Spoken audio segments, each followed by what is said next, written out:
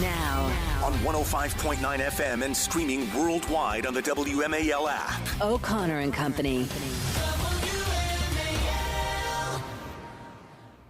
It's 5:06 on a Friday morning in your nation's capital. Thank you so much. We made it through the week, and we're going to launch you right into the weekend exactly the way you expect, with the news analysis, a little bit of humor and good feelings, and most importantly, coming up, Patrice, Onwuka, and I will be giving our first-hand review of the Chicken Big Mac.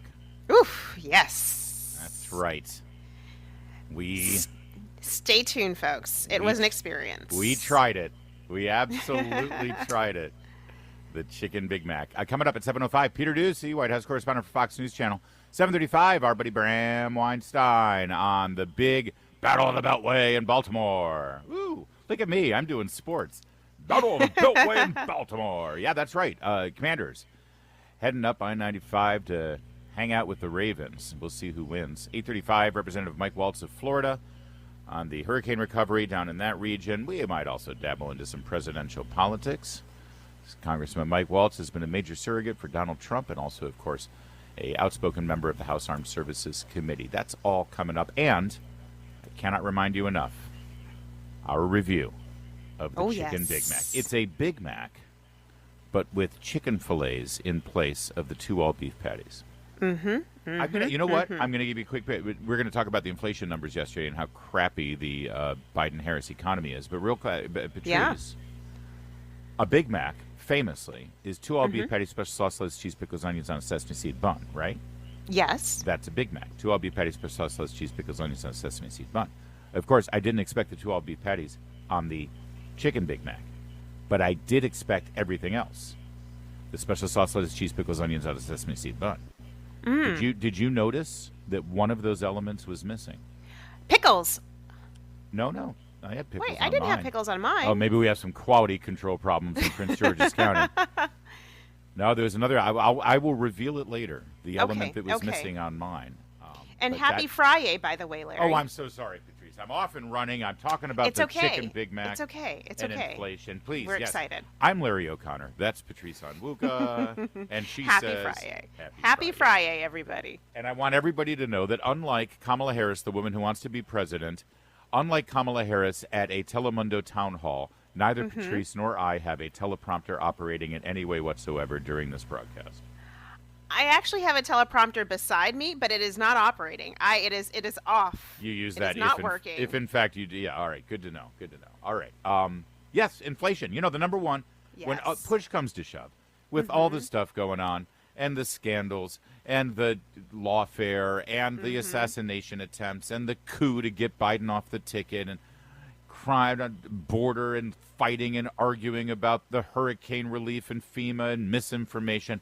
Yes. When all is said and done, ultimately, in the immortal words of James Carville, it's the economy, stupid. It continues to be the number one driving force for voters in this country heading up to Election Day, coming off 3.5 dismal years of failure under Joe Biden and Kamala Harris. So, the very final inflation report before the election came out, this reflects the inflationary increase or decrease for the month of September. Patrice, what did we learn?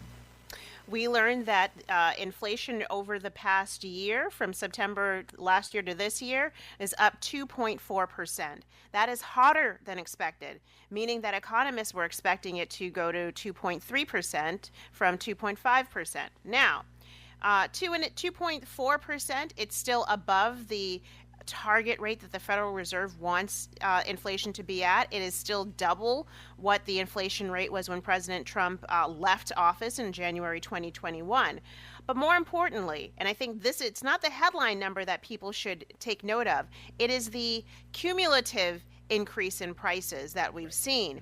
And now that's where we're seeing on average prices are up 20.5% since President Biden took office. Gas is up over 38% in the past 3.5 years. Electricity up over 31%. If hotels are up 42%, groceries, which you care most about, up 22%. Things like baby food up 31%. You're spending over 31% more on transportation costs. Housing is up over 20%. Car insurance up over 55%. So when you hear, you're going to see, oh, inflation has come down. No. We have not seen disinflation. It just means the inflation rate is not as high as it was before. But more importantly, our smart listeners out there know that the actual dollar amounts, the figures, the prices you're paying have not come down to where they were when President Trump left office and President Biden took office. Yeah. And that is why there is so much pessimism among regular folks over the economy, because they know how much they were paying for a gallon of milk, a loaf of bread, for some ground beef to make burgers. Yeah. I mean, they know what they were paying then, and they know what they're paying now. And so a change in the inflation rate, it sounds good, but the actual prices still remain frustratingly high. Yeah, obviously, the American people don't need some report and a statistical analysis from the Labor Department on a monthly basis to tell them how things are going. They know. They know based on their own experience, all right? But this just does add to the fact. And in fact, it's much worse than even you've described here, Patrice, because when you strip away, that you go to the core inflationary numbers. Yeah. The core inflationary numbers take out gas and food and some of the more volatile items, meaning, right? Yeah, they're things affect them, from international conflicts to, weather occurrences. Right. The items in the so-called basket of goods that the Labor Department uses to determine overall statistical trends in inflation, those are the more stable priced items. Those went up even higher. In the month of September, they went up to 3.3%, which was a rise of 0.03%. Excuse me, 0.3%. So, and to put it in context, because you're right, there are some people, meaning the White House, Joe Biden, Karine Jean-Pierre, who will say, well, it's only 2.4%. Guys, let me put it to you this way. If you were told by your boss that you were going to get an increase in your salary every month, and every month you were going to get 5% of an increase, 5% of an increase, 5% of an increase, and then the next month you ended up getting a 3% in increase. Well, did your pay just go down? Are you making no? You're still making. You're still making. Yeah. You're making 3% more. That your income is 3% higher than it was the month before, right? It didn't go down by 2 points. So if that's how you would measure your income, that's also how you should measure what you're spending, right? So if last month you spent 5% of your savings, and the next month you spent 5%, and the next month you spent 5%, and this month you spent 3%, you're still spending money out of your savings. You are. And that's what has happened here. Well, and so savings, our savings rate is down. All of the pandemic savings that people have had, built up, they've spent already. We've seen credit card debt hit a high of $1.4 trillion, which means people are trying to finance their everyday life on the credit card, racking up credit card debt. And so with high interest rates on credit cards, your credit card bills are higher, your auto loan bills are higher. We know that the Federal Reserve did cut interest rates earlier this month, last month, what was it, 2 weeks ago, I guess now? And they may cut again in September. But strangely enough, mortgage rates are going in the wrong direction again. They're actually going back up. I will say this, Pitch. Oh, go ahead. Yeah. Finish that up. Well, so the household is under tremendous financial pressure, and it's not necessarily getting better. I think in a lot of ways it's getting worse. Cumulative numbers: gas up 38% since Biden took office and Kamala took office. All of these numbers are since Kamala Harris and Joe Biden took office. Gas 38% increase, electricity 31%, fuel oil 37%, airfare 25%, hotels 42%, groceries 22%, eggs 69%, baby food 31%. Basic foods for children, 69%, rent, 23%, car insurance, 56%. It's a nightmare. Oh, and real average earnings for Americans, down 3.4%. economy is a nightmare right now, and they're not going to get another report before Election Day. It's 5:15, WMAL traffic and weather every 10 minutes first on the fives with Jamie Whitten. WMAL. Making sense of the news. Live from the Home Paramount Pest Control Studios. Home Paramount, the leader in pest control since 1939. We've been talking about this for a couple of weeks now, Patrice, when McDonald's announced they were going to come out with the Chicken Big Mac. This is a Big Mac that replaces the hamburger patty with a breaded and deep-fried chicken fillet instead. It is 2 juicy tempura chicken patties. It's got the special sauce, lettuce, cheese, pickles, and a sesame seed bun. You saw what was missing there. The onions. There's no onions. You're right. I didn't have pickles, though, but you're right. I didn't have onions either. It's insane. Why? I mean, so I just want people to know this is, and listen, I do not go to McDonald's all the time, but when I do go to the McDonald's, my usual order, I've weaned myself off the French fries. They're addictive, and there's bad things in there. Job, and Larry. I know, Good job. I understand. And if someone next, usually if Meredith gets fries, I'll get a couple of hers, but I do not order fries. Here's what I do though: I order a Big Mac, Big Mac. Yes. And I order a McChicken sandwich, which is it's the little $1.99. It's not their big fancy. I'm going to compete with Chick-fil-A because you can't compete with Chick-fil-A. No, you can't. It's basically a little chicken sandwich, and it comes with lettuce and mayonnaise. And I specifically say, can you add onions to that?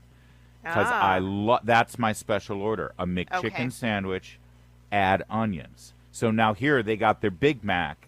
Their chicken Big Mac, and they deliberately went out of their way to remove the onions. What the hell are they thinking? This was outrageous. They're probably cutting costs. They're probably cutting costs. How much could it cost to put a little onion? All right, so instead of 2 chicken patties, special sauce, lettuce, cheese, pickles, onions on a sesame seed bun, you got 2 chicken patties, special sauce, lettuce, cheese, pickles on a sesame seed bun with no onions. Already, I'm disappointed.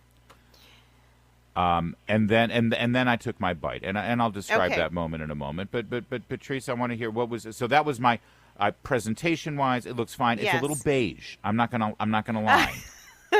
It needed some more color to it. So yeah, maybe a tomato might work. I don't know, but it's very beige looking.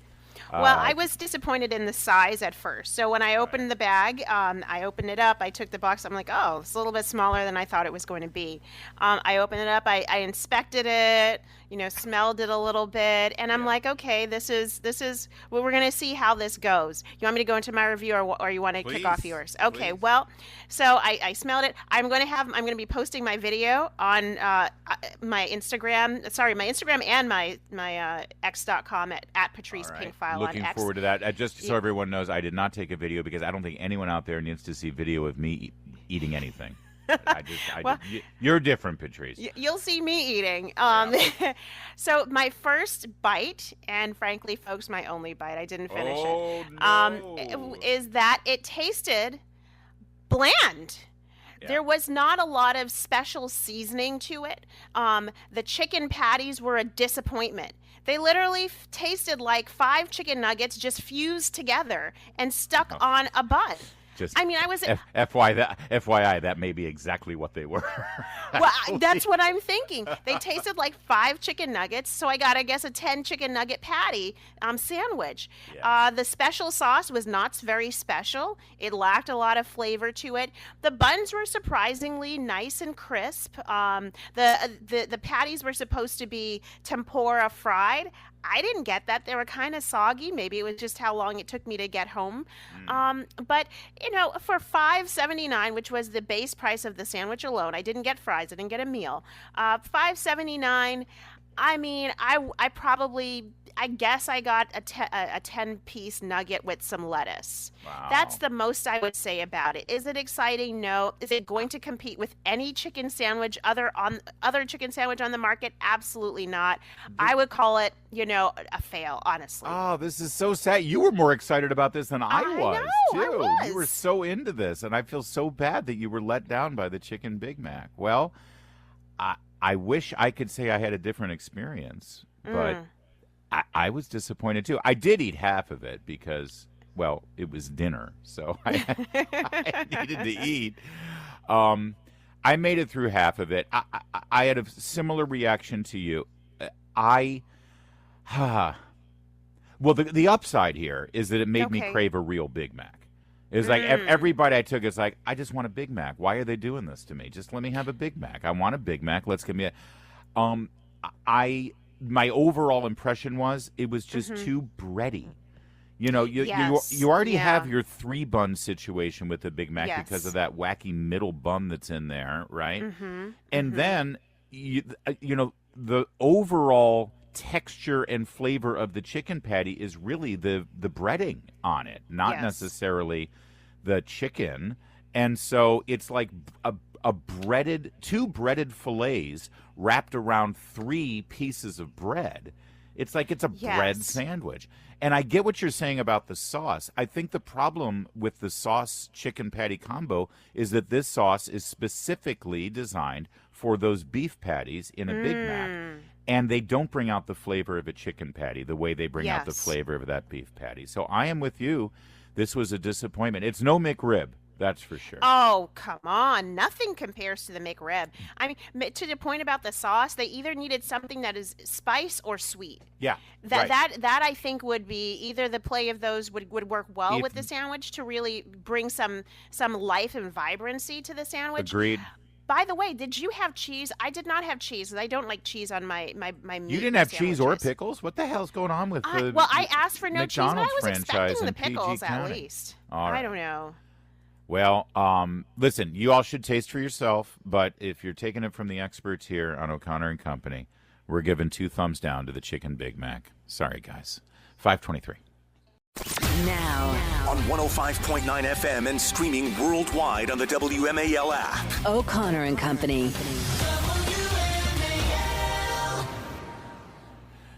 5:37 now. It's O'Connor and Company. Busy Friday morning. Coming up at 7:05, Peter Ducey, White House correspondent for Fox News Channel, who's had himself a busy week. It's not often that you get accused of misinformation by the press secretary of the White House. Oh, my goodness. Just for asking a factual question. It's 7:35, Bram Weinstein to give us a preview of the Ravens versus Commanders. And then at 8:35, Representative Mike Waltz of Florida. It's Larry O'Connor with Patrice Onwuka. Patrice, Peter Ducey. Happy Friday. Thank you, ma'am. Patrice, Peter Ducey is not the only Fox News White House correspondent asking challenging questions. Yesterday, it was his colleague Jackie Heinrich's turn to do the same. And we'll certainly ask Peter about this exchange here.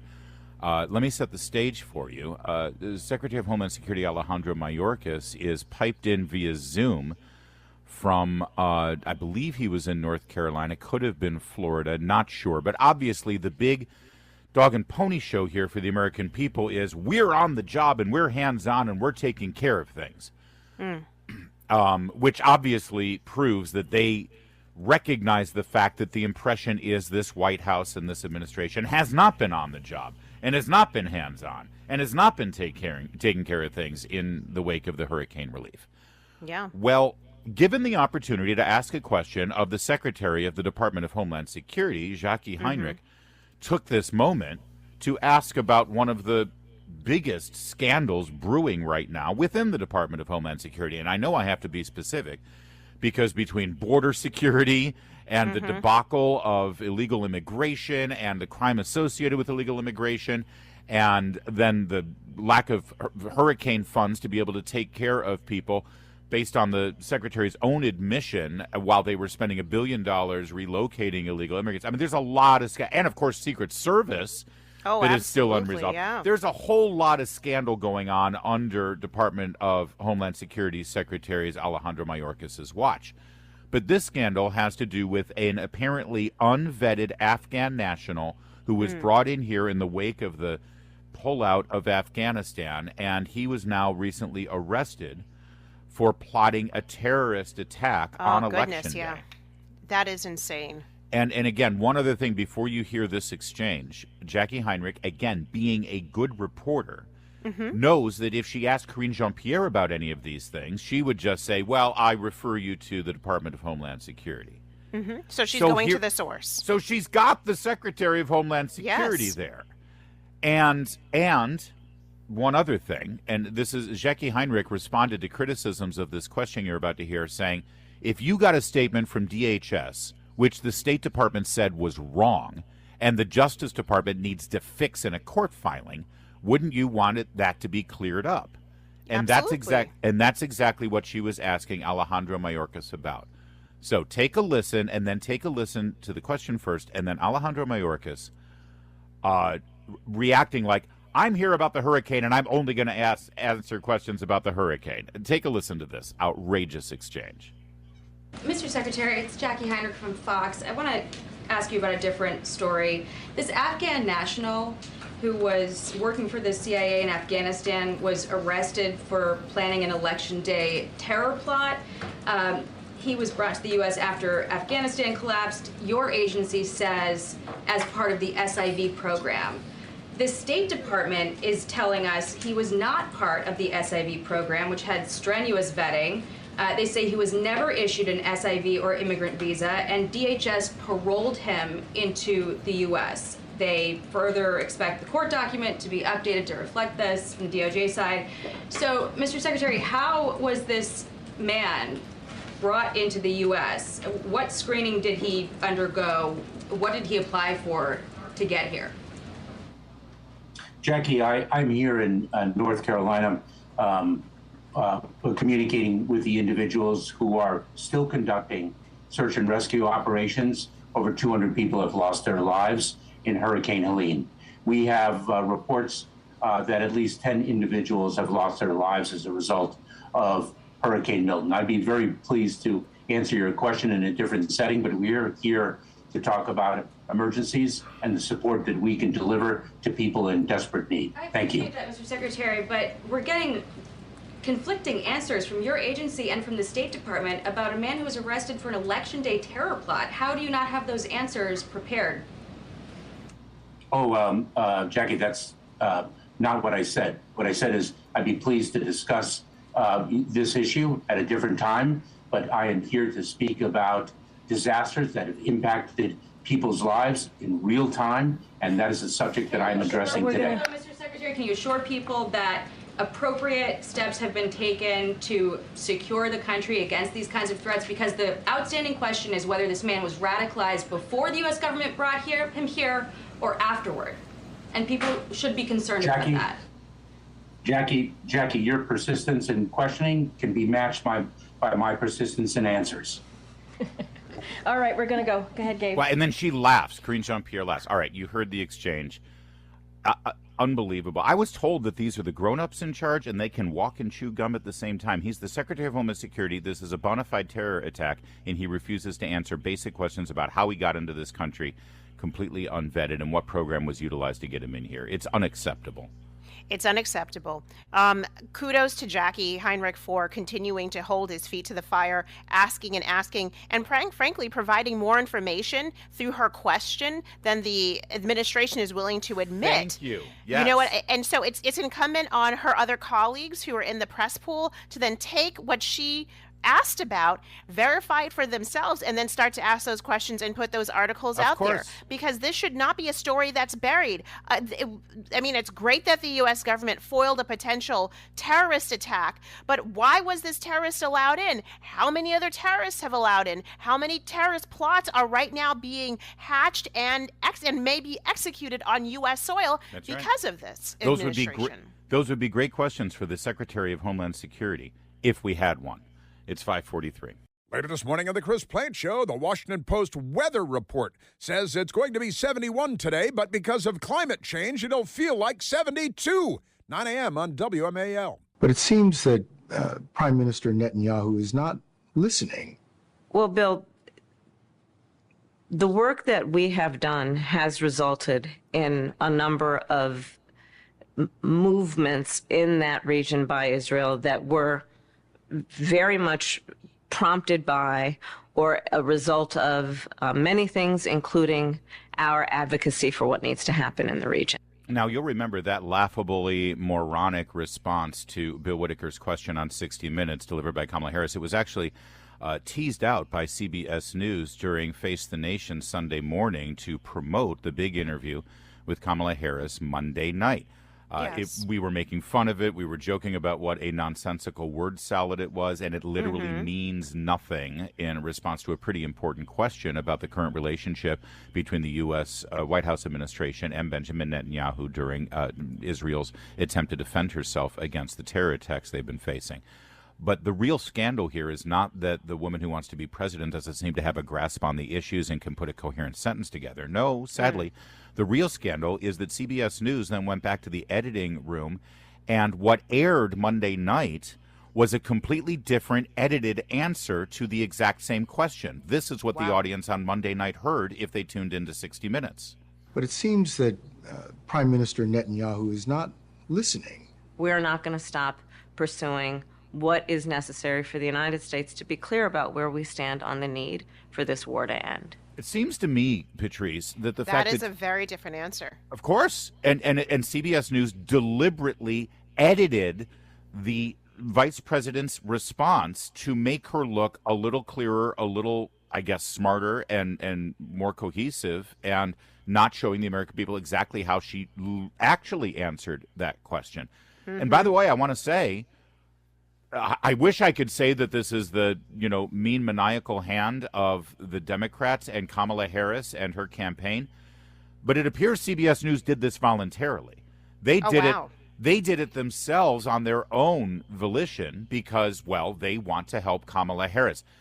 Seems to me, Patrice, this should be a giant scandal, like a career-ending scandal, like an institutional rocking scandal. The same scandal that happened to CBS News when it was discovered that Dan Rather and his producers lied and used doctored documents to try to make it look like George Bush deliberately avoided going to the Vietnam War. That ended Dan Rather's career. Other people were fired from CBS News for that scandal. Lara Logan also used to be a reporter on 60 Minutes. She did a report on Benghazi. There were questions about that report. CBS News did an independent review of it. Turned out that it didn't exactly meet their standards, and Lara Logan was put on suspension because of it. There is precedent for CBS News to respond to this. As of now, Friday morning, they have said nothing about this. They have not responded in any way about this. Former CBS News staffers are speaking out. New York Post has talked to them in an exclusive article. They're demanding that CBS News, for the sake of whatever reputation they may have left over there, that they conduct an independent review of this, because for people who used to work there look at this, Patrice, and they say, I don't know what this is, but that ain't 60 Minutes, that ain't CBS News, and that certainly ain't journalism. Well, sadly, it actually is. Right now, CBS is fending off their own other issue with on-air interviews. Recently, one of their hosts was interviewing Ta-Nehisi Coates, the resident authority on race baiting and DEI. He was interviewed over a new book, and he was that lays out his issue with Israel and the October 7th massacre, which, by the way, he says he might have been drawn into. Yeah, he's on the side of the terrorists. There's a surprise. He's on the side of the terrorists. So right now their hands are full dealing with that issue, because one of their reporters or their journalists asked some tough questions about him and his book, and the journalist is the one, because he's a white guy, being held accountable on the part of CBS. So let's just say that CBS has their hands full. That said, I think you're right. This is the bigger scandal if they are literally editing and manipulating the videos, the interviews that Americans are seeing to try to determine whether or not this woman should be president. And they're manipulating clips that they know most people are not going to watch the entire interview. They're just going to see the clips that were pushed out that seem to show Kamala Harris making a different point than she actually really made. It goes to journalistic integrity. It goes to whether you can trust CBS at all. And this former staffers calling for an investigation is not enough. They need their internal staff to say, you know what, my reputation is on the line, and to call for the same. Yeah, you'd think. This is election interference. This is election interference by a major corporation with ties to the current administration under the guise of journalism and the free press. If they have nothing to hide, they should release the entire transcript of this interview Yes, so we can unedited. see specifically, completely unedited. They refuse to do so, even though they have done that in the past too, including an interview with Donald Trump at CBS News. Both Cheryl Atkinson and Catherine Herridge, former journalists Yes. at CBS News, have explained this and said absolutely there's a precedent to release the full transcript. They refuse to do so. By the way, I would think Kamala Harris's people is like, hey, we have nothing to hide. We're proud of our candidate. Let's put the full video out. She's the best. She's the greatest. She can be president. And yet they're not saying a damn thing. 553.